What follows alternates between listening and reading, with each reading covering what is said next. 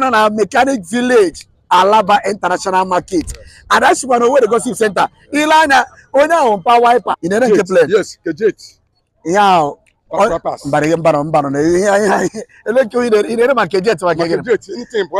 So anything on wiper, each on a wiper, in on over so big as a zibo wiper. There wasn't a came power wiper. Power wiper. So we go na 20,000. Yellow motor hooker. Highlander, only about Highlander.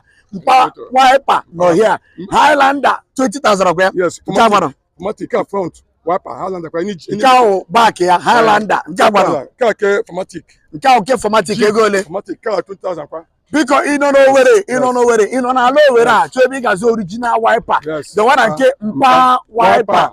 Original wiper corner. Yes. Iba Alaba, Joanna Pompa wiper. Elega one didn't know where Gossip Center. No where Gossip Center. It's too much. It's too much.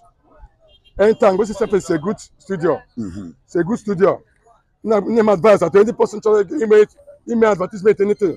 Where the Gossip Center. Ebe